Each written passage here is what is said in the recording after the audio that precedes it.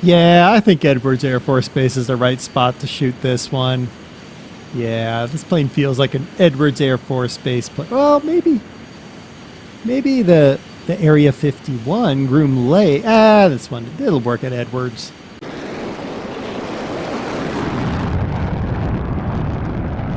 Hello everybody, welcome aboard. Welcome to your Flight Simulator X-Plane Spotlight. I'm DerTebbers. I am at Edwards Air Force Base and I am aboard a Bell P-59 Airacomet.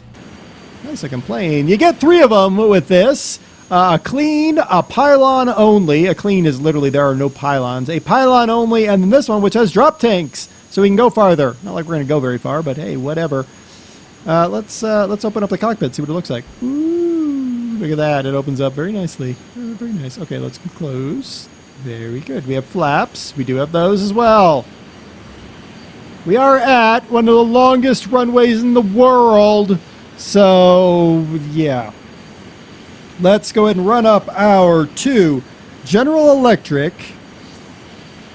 J31 GE5 turbojets, 2,000 pounds of thrust each. That's not a lot, but think about this. It's the first plane that's jet thing. We'll talk about it more. Let's take off.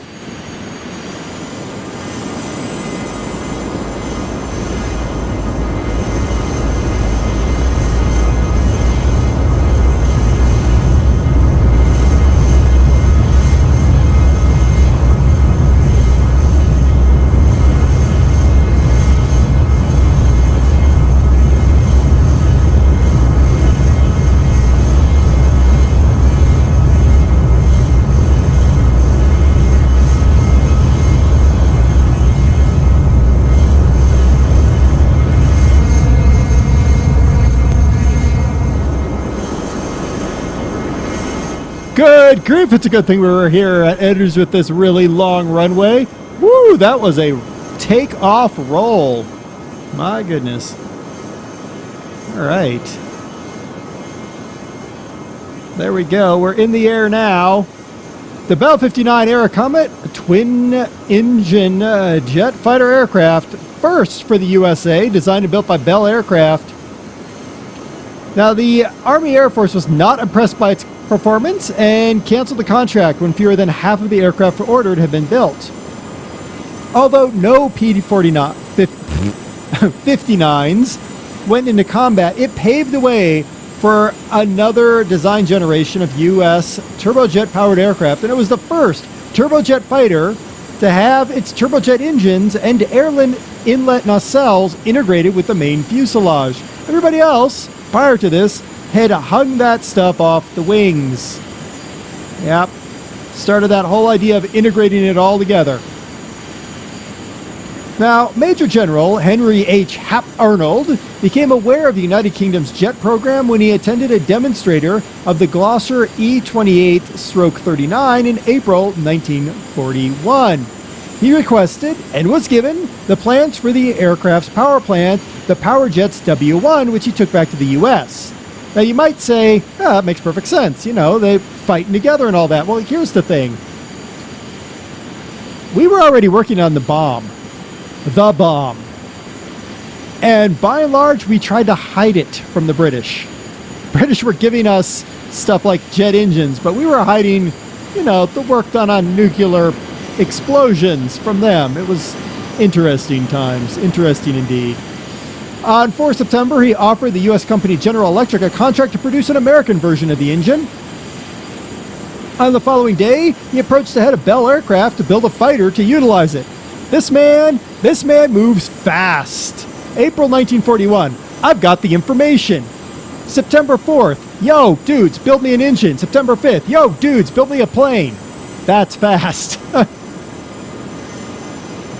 As a disinformation tactic, the Army Air Force gave the project the designation P-59A to suggest it was a development of a completely unrelated Bell XP-59 fighter project that had already been canceled.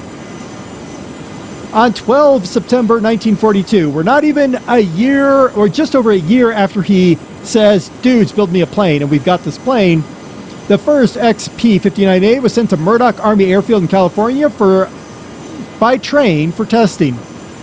While being handled on the ground, the aircraft was fitted with a dummy propeller to disguise its true nature. Tests on the 3 XP-59s reveal a multitude of problems, including poor engine response, reliability, insufficient lateral stability, and performance that was far below expectations. The 13 service test aircraft had more powerful engines than the predecessor, but the improvement in performance was negligible, and a reduction in the time that could be used before an overhaul was needed. So you got more power, but now you got to overhaul your engines more. I don't know if that's really a good trade-off. Over time, disposal of the aircraft included using as static displays, instructional aids in military training, and static targets.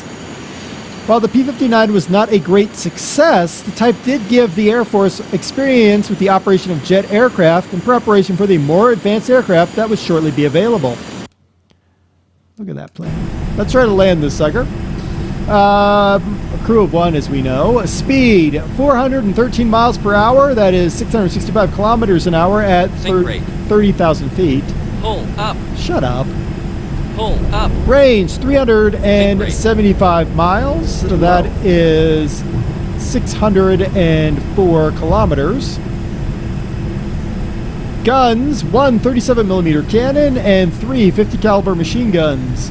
Rockets, 8 60-pound rockets, and bombs, 2,000 pounds of them. We'll land eventually. It's not like we have to worry about it. I mean, it is the world's longest runways. We're going to go a little bit off runway, but I'm okay with that, actually. Bouncy, bouncy, bouncy, bouncy, bouncy, bouncy, bouncy, bouncy, bouncy, bouncy, bouncy, bouncy. Well. Not the perfect landing, but it'll work. Let's look at those guns up front, because like the Lightning, that's the perfect arrangement. Now you see the cannon on one side and the guns on the other. Allows that long shot straight ahead. It was perfect placement. Let's shut down the engines. Park the aircraft. Open the aircraft. All right, let's get inside. Check out our numbers. Shift 1, there we go, up close of that. We do have, oh, we don't. I thought I could flip those buttons. Oh, I'm not happy with this. I do not like cockpits that I cannot clicky on. I want to clicky on the cockpit. All right, fine. Shift 2. Shift 2, nothing. 3, GPS on a black bar. That's good. 4, black bar. 5, black box. So that was supposed to be our radio, and 4 is my autopilot.